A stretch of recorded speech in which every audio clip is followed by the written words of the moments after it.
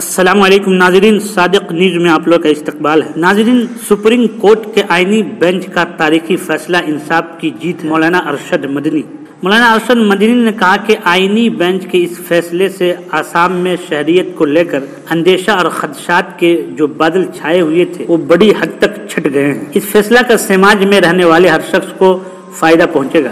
جمعیت علماء ہند کے صدر مولانا ارشد مدنی نے جو ان دنوں ایک بین الاقوامی کانفرنس میں شرکت کے لیے ازبکستان گئے ہوئے ہیں، اس فیصلہ پر اپنی اطمینان کا اظہار کرتے ہوئے کہا کہ ہم عدالت کے اس فیصلے کا خیر مقدم کرتے ہیں۔ سپریم کورٹ کے آئینی بینچ نے دستور کی روشنی میں دفعہ 6A کی بہت ہی مناسب اور درست وضاحت کی ہے۔ انہوں نے کہا کہ آئینی بینچ کے اس فیصلے سے آسام میں شہریت کو لے کر اندیشہ اور خدشات کے جو بادل چھائے ہوئے تھے وہ بڑی حد تک چھٹ گئے ہیں۔ اس فیصلہ کا سماج میں رہنے والے ہر شخص کو فائدہ پہنچے گا۔ مولانا مدنی نے کہا کہ نفرت اور تعصب کی سیاست کے اس دور میں جہاں ایک طرف اس طرح کے مسائل کھڑے کر کے مذہبی تشدد پسندی اور منافرت کی آگ لگانے والے لوگ موجود ہیں، آئینی بینچ کا یہ فیصلہ بتاتا ہے کہ آگ پر پانی ڈالنے والے لوگ آج بھی موجود ہیں۔ مولانا مدنی نے یہ بھی کہا کہ موجودہ آسام حکومت کھل کر مسلم مخالف ایجنڈے پر عمل پیرا ہے۔ اس کی پوری کوشش تھی کہ دفعہ 6A کے کسی طرح منسوخ ہو جائے، کیونکہ اس صورت میں 50-100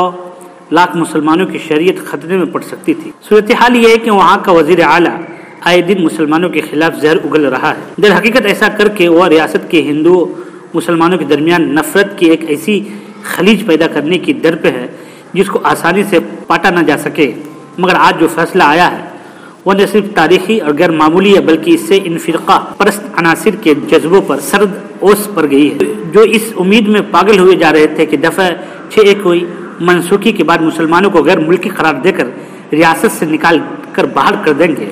انہوں نے کہا کہ تاریخی آسام معاہدہ کے بعد 1951 شہریت ایکٹ میں ترمیمی دفعہ 6A داخل کر کے شریعت کی حتمی بنیاد 25 مارچ 1971 مقرر کر دی گئی تھی۔ اس ترمیم کو پارلیمنٹ میں باقاعدہ منظوری دی گئی تھی۔ ان کو تمام اپوزیشن پارٹیوں نے بھی تسلیم کیا تھا، ان میں BJP بھی شامل تھی، لیکن بعد میں اس حساس مسئلہ کو سیاسی رنگ دے دیا گیا اور زور و شور سے تشہیر کیا گیا کہ اس ترمیم سے جو لوگ غیر قانونی طور پر ریاست میں داخل ہوئے ہیں انہیں شہریت مل جائے گی۔ اس سے آسام کی تہذیب و ثقافت میں متاثر ہوگی۔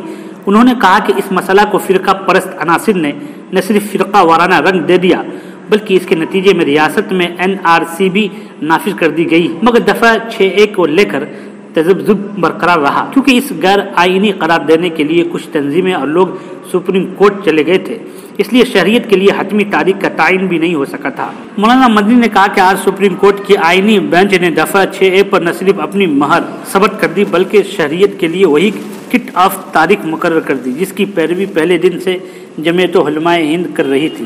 انہوں نے کہا کہ اس فیصلہ سے عام لوگوں کا عدلیہ میں اعتماد مزید بڑھا ہے۔ اس کے لیے ہمارے وہ وکلاء بھی قابل مبارکباد ہے جنہوں نے اس اہم اور بڑے مقدمہ کو بڑی محنت اور نظم و ضبط کے ساتھ لڑا اور اپنے دلائل سے آئینی بینچ کو قائل کیا۔